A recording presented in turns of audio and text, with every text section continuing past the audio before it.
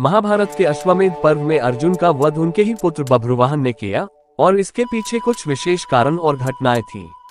आइए जानते हैं कि यह घटना कैसे घटी। 1. अश्वमेध यज्ञ और अर्जुन का दायित्व। युधिष्ठिर ने अश्वमेध यज्ञ का आयोजन किया, जिसमें अर्जुन को यज्ञ के घोड़े की रक्षा का दायित्व मिला। अश्वमेध यज्ञ में यज्ञ का घोड़ा विभिन्न राज्यों में घूमता है और जो राजा उस घोड़े को रोकता है उसे यज्ञकर्ता के साथ युद्ध करना होता है। अर्जुन इस यज्ञ के दौरान घोड़े के साथ विभिन्न राज्यों में गए और घोड़ा अंततः मणिपुर पहुंचा, जहां उनका पुत्र बभ्रुवाहन राजा था। 2.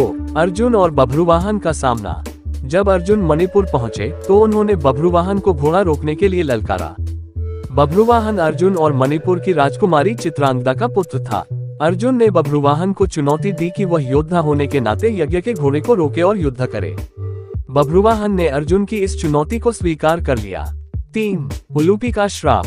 अर्जुन की दूसरी पत्नी उलूपी, जो नागन्या थी, ने अर्जुन को पहले ही श्राप दिया था कि वह एक दिन अपने ही पुत्र के हाथों मारे जाएंगे।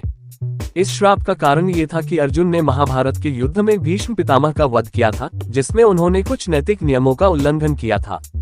इस श्राप की वजह से अर्जुन को अपने पुत्र के हाथों मरना तय था। 4. बभ्रुवाहन और अर्जुन का युद्ध। बभ्रुवाहन ने अर्जुन के साथ युद्ध में पूरी वीरता से लड़ा।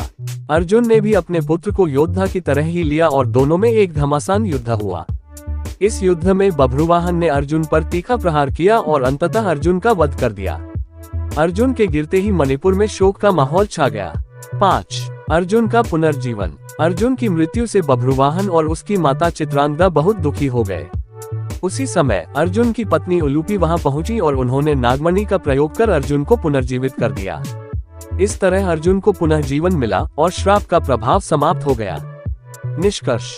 अर्जुन का अपने ही पुत्र बभ्रुवाहन के हाथों मारा जाना एक नियति का खेल था, जो श्राप और कर्म के कारण हुआ। बभ्रुवाहन ने अपने पिता अर्जुन के साथ युद्ध करते हुए उन्हें पराजित किया और अर्जुन की अस्थायी मृत्यु का कारण बना। इसके बाद उलूपी के हस्तक्षेप से अर्जुन को पुनर्जीवित किया गया और इस प्रकार इस घटना का एक सुखद अंत हुआ।